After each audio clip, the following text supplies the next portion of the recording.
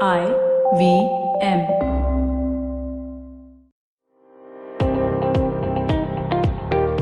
Welcome to All Things Policy, a daily podcast by the Takshashila Institution. We are a bunch of policy nerds based in Bengaluru, and we like bringing fresh perspectives to Indian affairs and Indian perspectives to global affairs. So grab a cup of coffee, sit back, and join us for today's chat. Hello and welcome to All Things Policy.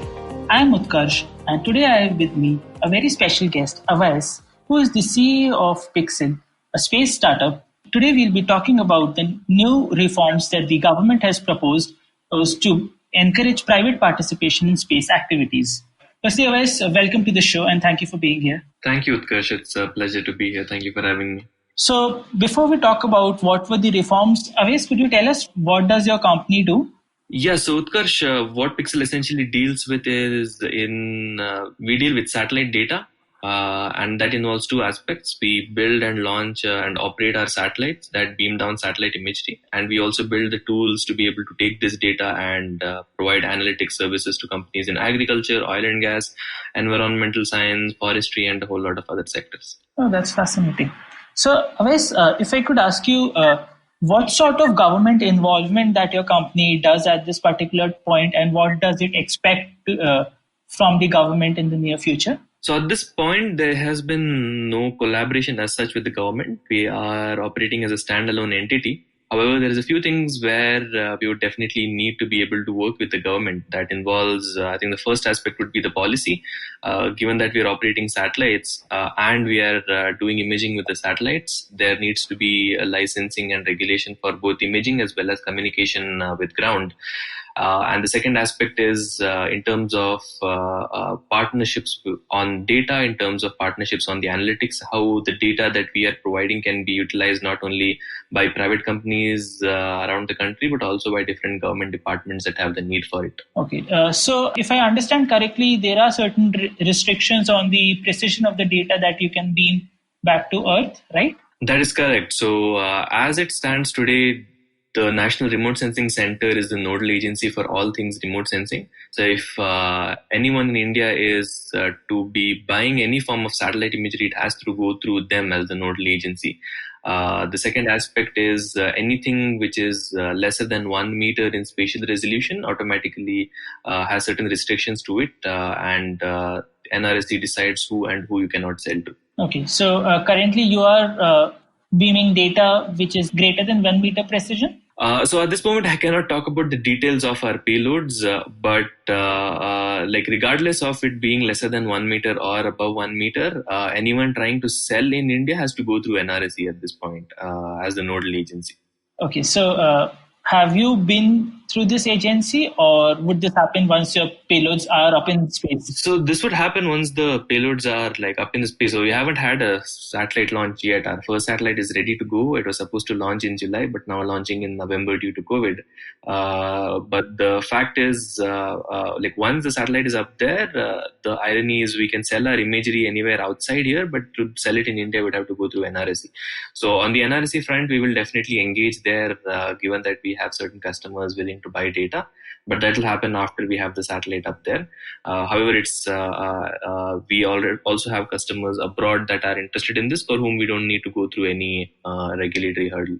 One of the things that the finance minister said in her speech was they would want to promote a liberal geospatial data policy so that they could provide remote sensing data to tech entrepreneurs, right? So up until now, I think we have data portals like Bhuvan, which beam data collected from the satellites put into space by ISRO. But I think a lot of the people say that it's not in machine readable or usable format. Could you talk about it? Have you used it for your business? If it were available, would you probably use it for making your products? So the Bhuvan is an open platform for free data. Now, given that it's free and open source, the quality of data is not anywhere near the best that ISRO can offer, right? So this is something that very coarse resolution. So if you look at all the open source data that's available, there's the Landsat data, there's the Sentinel data that the European Space Agency provides, and then there's the Bhuvan platform. So if people or companies are looking at using geospatial data, the quality of data that Landsat and Sentinel provide today compared to what Bhuvan provides is higher. So companies and organizations will naturally flock to using the Sentinel or Landsat data rather than the Bhuvan data. And we have definitely used Sentinel data and Landsat data for a variety of purposes, as have other geospatial startups in the country. Now, when the finance minister announced that they want to have a very liberal geospatial policy, I think that's a really good vision or a goal that they have set. But that would, it all depends now on the execution, whether, given countries like the United States or European countries or any other country for that matter, the policy is very liberal in the sense that unless you are using ultra high resolution imagery, you can buy imagery from anywhere and use it for your purpose, as long as it's not jeopardizing national security. As long as, and it doesn't make sense as India that there's a policy that doesn't allow us to do that. Just to give an example, if an Indian entity were to buy data from, say, Planet Labs versus an entity in the US had to buy data from Planet Labs, it would be much easier, much faster for the US entity or a European entity to be able to do that rather than an Indian entity, because they would have to go through NRSE anyway. So I think a liberalization would mean putting us on level footing with any other country, and at least having the coarser resolution, anything above 1 meter, to be freely usable for anyone that wants to make use of it. Okay. So currently you have to take permission for buying data available by foreign satellites. You have to go through the NRSC layer, right?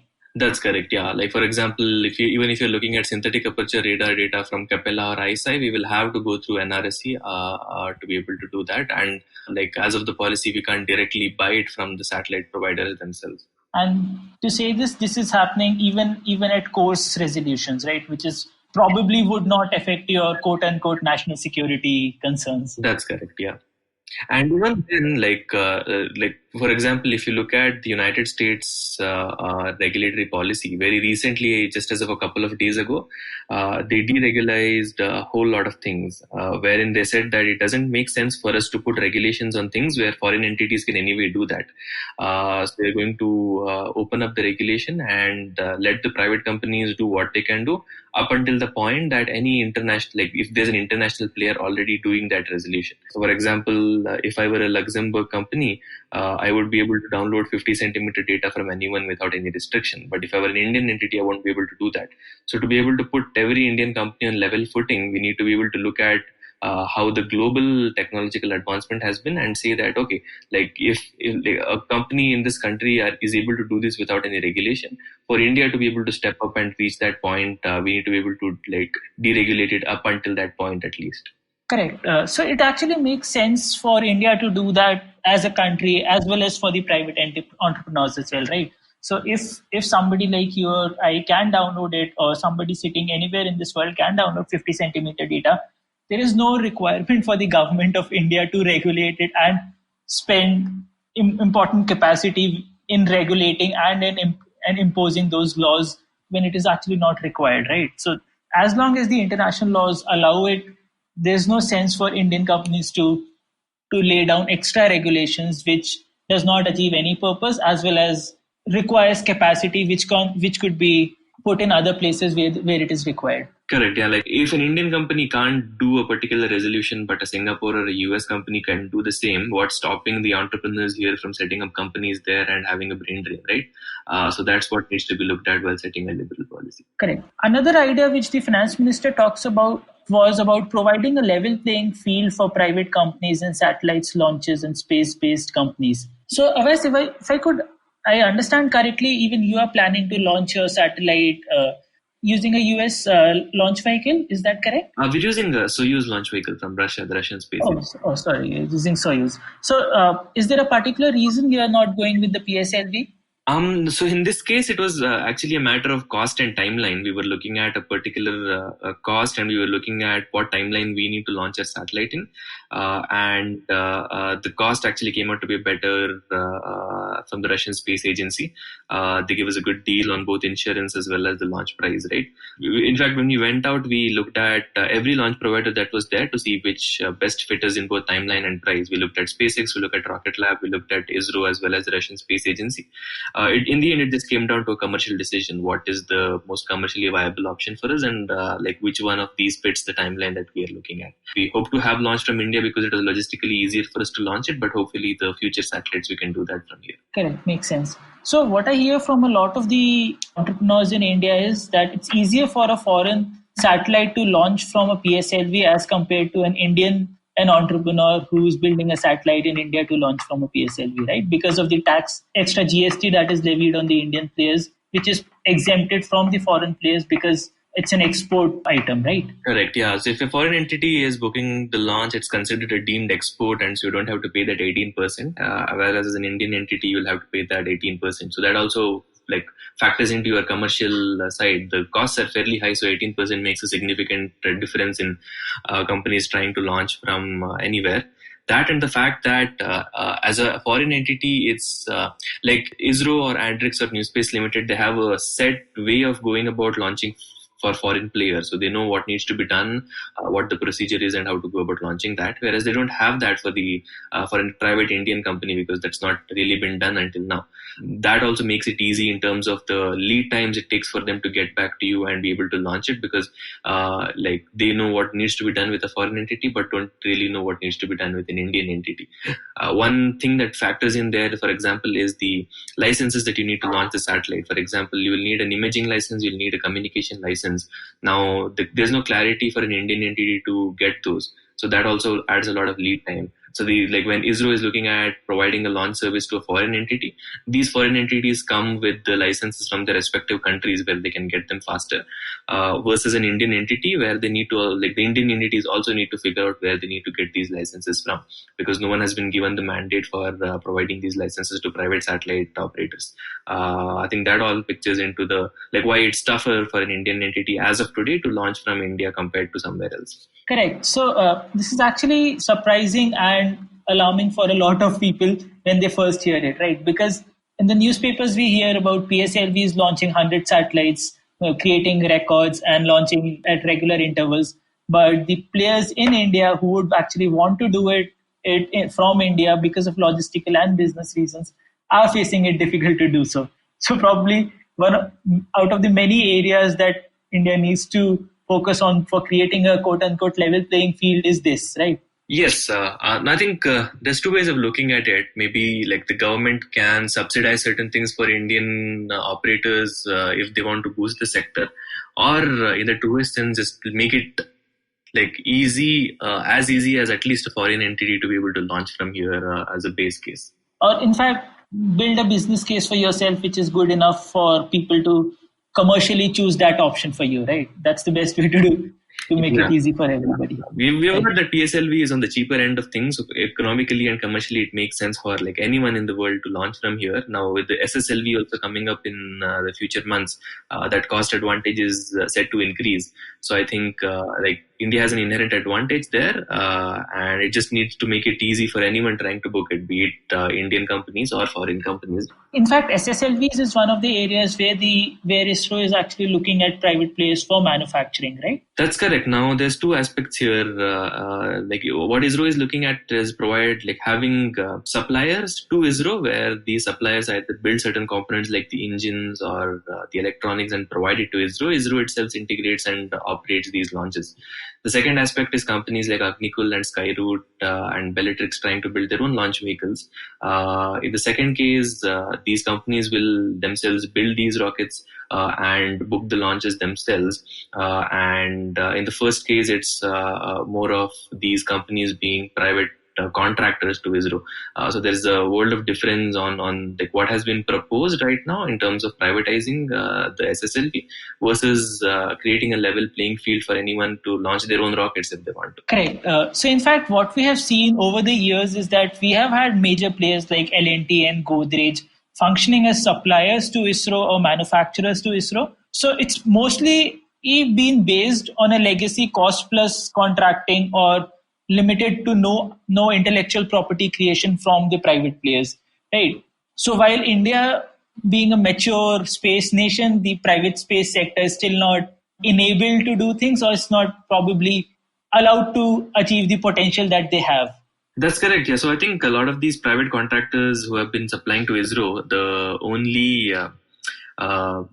only customer for these have been ISRO till date. So it's like a one customer, one contract kind of a thing. And these suppliers don't really, as you said, have no real IP of their own. But when you create a level playing field where maybe any startup can come up and try their own unique concept of having a launch vehicle, that creates IP in the country. And as we have seen with Silicon Valley or anywhere else, the more you create IP and build on top of that, the better the innovation becomes and the industry grows. So the finance minister also talked about a predictable policy and regulatory environment. As many of us can actually imagine, for a layman, space in India means ISRO. ISRO is the be all and end all of all space activities in India. While this is, at one level, this is fascinating that a public enterprise which is doing fairly well has captured public imagination in the recent years. But if you look at it structurally, it is fundamentally flawed. ISRO is the policy making body. It's the umpire which sets the rule. It is the body which manages and follows the rules and asks people to do, as well as it's a competitor in the space with its space objects like PSLVs, GSLVs, and SSLVs, right? So ISRO is a body which does multiple roles which have inherent conflicts of interest, which actually leads to a lot of unpredictability and unreliability in the system, making people not understand what is the relationship with the government that is required at different stages in the value chain. Looking at the policy, there was a policy bill drafted in 2017, which had a lot of issues in that all the IP was to be owned by Department of Space. And Department of Space, as you said, has ISRO under it, which operates commercially on both the satellite side as well as the rocket side. But then it's also setting up the policies required by the private companies to follow, right? Now, in the end, since national governments are the ones that need to be answerable to the United Nations Outer Space Treaty, in the end, the nation has to take into its own hands certain things regulatory wise, because it is liable on the international stage. Taking that into account, there can never be a truly level playing field between what the government is doing versus what private entities are doing. For example, if we take the example of United States, there's the FCC that handles all spectrum related issues. But a majority part of the spectrum is set aside for military use or NASA use, and that's fine. Once you have created what needs to be done, even if not a truly level playing field, is set out certain aspects of the spectrum or certain parts of the regulatory aspects and keep it aside for the National Space Agency or for national security interests. But then once you have set that demarcation, open up the rest of the things for private industry and don't interfere there. Taking the case again for spectrum, there's going to be limited spectrum that any country has that it negotiates with the International Telecommunication Union. Now, this spectrum realistically cannot be divided equally into private sector as well as the public sector. And that's fine. But if you're looking at maybe a 75-25 split or a 70-30 split, once that split is done in the private sector split, let there be no favoritism, whether that's going to a government entity or a private entity. And in that 30%, let private companies do what they want to do, obviously within certain national security concerns. So in the end, if you look at any country, truly level playing field is not possible. But what is required is the National Space Agency itself needs to be able to realize that it needs to work with private space companies, and it cannot do it all alone. The National Space Agency will always be the primary agency doing all space related stuff. But working with private industry just opens up so many different avenues, be it the case of European Space Agency, be it NASA, where they have taken a step back from the commercial side and said we'll concentrate on the research side of things, but we will work with the private industry on a whole lot of other things, because that means we can do things cheaper and faster. So I think that's the way to go. So in fact, again, underlining the idea of a predictable policy and a regulatory environment, we need to have a body which can actually set the rules, which is independent. And once the rules are set, there is no arbitrariness there, and things work according to a given set of rules and regulations, and not according to the whims and fancies of the powers that be, right? Correct, yeah, I think like if you for a rocket company or for a satellite company in India, like there's no clarity on which department to reach out to obtain the certain regulations that are needed to even operate. That causes, that's a risk to a company that's just starting up. That's a risk to investors trying to invest in these companies. So having a clear-cut, straightforward policy where at least people know what to do, who to approach, and what's doable, what's not doable, just reduces that risk for both the startups as well as any investor trying to invest in this sector.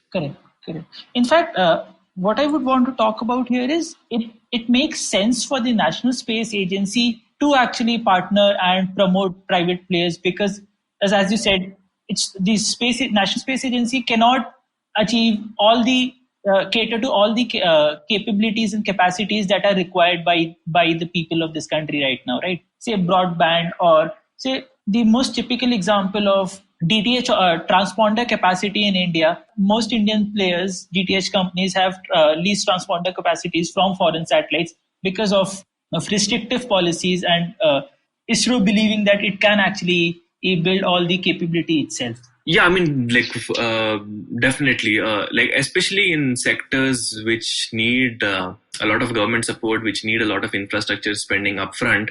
The national governments need to be a strong pillar for the private industry to fall back on, at least in the initial stages. If you're looking at any other industry where there is not a lot of upfront investment required, the government can sort of let the regulations be and let the companies do what they want.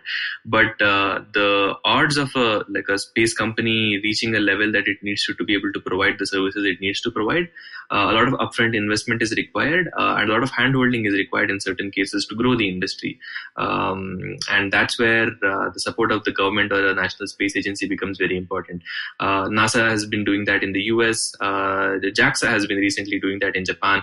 The European Space Agency has been doing that in Europe with Luxembourg and other countries having very liberal geospatial policies as such. So given this announcement from the finance minister very recently, I think the next step would be for what ISRO has done has been tremendous. As a standalone entity for the past 65 years, what it has achieved with limited resources it has is unparalleled. Now what it needs to do is private companies need to stand on the shoulder of this giant to be able to learn from what they have done, complement what it is doing, and go to the space ecosystem in the country in general. So a synergistic relationship which can actually manifest the powers of both the private and the public sector. Yeah, and there's a few ways of doing that from the national, from the government level. Either the government becomes, a buyer for a certain of a few of these services, which helps these startups get certain revenue and sustain themselves. It can, with the space budget that it gets annually, maybe set aside some aspect of it towards providing grants towards private projects that will help the Indian space program in the long run. Or becoming, a contractor as well to ISRO. So, either by buying these services or by enabling these services through grants and easy policy. Correct. So, as we talked about the private sector being allowed to ISRO facilities to use its capacity. Again, the importance of IP rights, which were not given in the 2017 draft bill, which was actually not tabled, but it's important to realize that you need to give the spoils of the creation to the creator. Otherwise, there's no incentive for an Indian and smart entrepreneur to go all the way and make something, right? There needs to be a relationship where there's a trust between the National Space Agency as well as the private players, and both of these can synergistically lead India forward into the new space mission. Absolutely. I think, as you said, what in the end, what a startup has that is unique to itself is its trade secrets or its intellectual property. And if that is taken away, then there's no motivation to be able to do it long term, because whoever owns the IP decides what to do with it. Now, understand that there are certain national security concerns here, which is why it needs to be curtailed. But in the end, if a private company is doing something, the intellectual property belongs to that private company. Yes, as a country, you can set maybe certain restrictions which might be very harmful to, national security concerns, etc. on the very high end. But apart from that fact, it's necessary that at least the opening up of IP be towards the private space ecosystem. For example, very recently, even there was an announcement of opportunity for different technologies needed for sustained, human presence from India in space, India's manned space flight program. That was only limited to academic and research institutes, which after the announcement was said that it would be opened up to the private sector. But one clause in there was that all IP that will be developed, regardless of who built it and with whose money it was built, will be jointly owned by the principal investigator and ISRO, and it can't be used without the permissions of ISRO anywhere else. That beats the entire purpose of a private company putting its own resources and developing something, because if we can sell it here, we should be able to sell it somewhere else. That's how the entire business is made. And if you're stopping or curtailing revenues being made due to controlling of this IP, then as I said, there's no motivation for entrepreneurs in space or in just general any other industry to do what they want to do. Correct. There needs to be incentive for the private player to actually come and do business in India. Otherwise, what you'll see is people moving out of the country and doing whatever they can do on the Indian soil with Indian and boosting the Indian economy. One last thing that I would want to talk to you about is about the finance minister talking about future projects for exploration and outer space travel to be open to private sector. Now, I find this is long term, but I find this intent wise, I think this is extremely positive, and this seems that people can believe that Indian players can actually go out for space exploration, right? Absolutely. I think that was one of the most interesting points of that thing, where they said, interplanetary missions will also be opened up to the private sector, which is a huge boost. Team Indus has been trying to do this for quite some years, where they wanted to, launch their lunar rover and lander on the moon. That didn't happen due to a variety of factors. But one thing that it opens up is it opens up the ecosystem as a whole. That means companies now are not only limited to doing something that 100 other companies are doing worldwide, which is building satellites or rockets. It enables them to look at novel technologies like maybe, last mile space tugs in space, or providing communication between moon bases and Earth, looking at bio 3D printers, looking at 3D printers in space, looking at in situ resource utilization or in situ resource manufacturing in space, which means that totally unique niche areas which have not been very populated with a lot of countries, very unique companies or startups can come up that can do these things. And these applications will not only be limited to space, but will also trickle down to a lot of other terrestrial applications. For example, if there's a company that's trying to do maybe bio 3D printers for space, right, looking at manufacturing tissues or just experimenting in space, that is something that has a lot of trickle down effects on the health industry as well. If you can utilize what you have learned in space to manufacture, to 3D print bio organs or tissues here on ground. And that's just an example I'm taking that holds for a variety of other reasons, variety of other applications. So I think that's very interesting. When you open this up, then it means that the entrepreneurs in the country can definitely dream big, look at very niche areas, look at unique areas which have not been tapped before globally, and work on those things. Awais, the last thing that I would want to ask you is that all of us have heard these announcements. If you have stayed in this and heard about these announcements long enough, but what are you actually hopeful for in the near future when it comes to Indian space? So there's the hopes are huge. The hopes are large from our end. One of personally the inspiration was that ISRO has been doing such tremendous things, and there's a potential for the private industry to sort of augment and build on top of that, which is why we started out.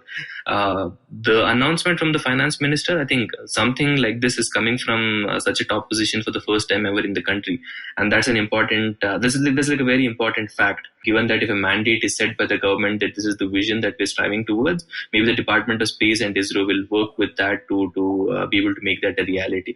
That said, the announcement is just a first step in a series of maybe 100 steps that need to be taken.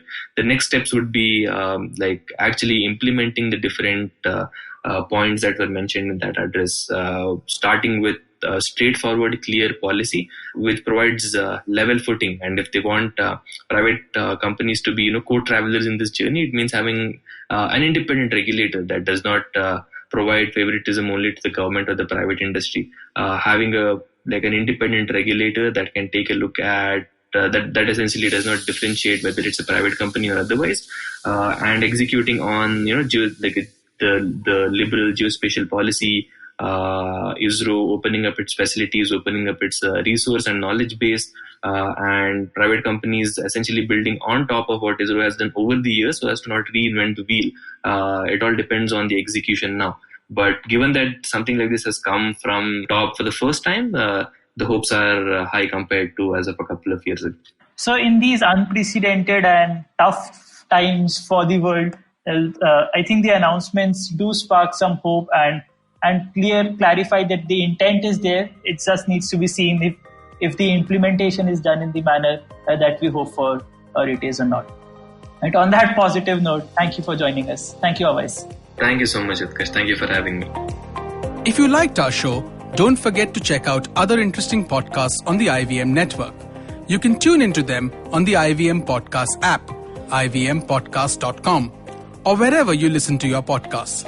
You can also follow IVM on social media. The handle is @IVM Podcasts on Twitter, Facebook, and Instagram. And hey, if you'd like to dive into Takshashila's research on technology, strategy, and economic affairs, check us out at our Twitter handle @TakshashilaINST or our website takshashila.org.in. I hope you enjoyed that show. We'd like to thank our sponsors this week, Paytm Money. Do definitely check out our social media accounts. We've been doing some really cool stuff over there. There are a bunch of recommendations from hosts. I think you'll really enjoy the content that we're putting out there. And make sure you don't miss your favorite shows. Cyrus has been putting out some great stuff, as is the Prakati podcast, all about policy. Has been doing some really, really fun stuff. The guys at Football Shitball and Football Twaddle are continuing to release episodes as well, which are really interesting. Awais Ahmed's been having guest after guest, just killing it. Pulia Bazi's been doing so well. Postcards from Nowhere. All these shows are really, really doing well. And really, really putting out great stuff. Appreciate the efforts that the hosts are putting in the lockdown. And thanks for listening, and we hope to catch you again next week. Hi, my name is Anupam Gupta. I'm B50 on Twitter. I am the host of Paisa, the show that talks money.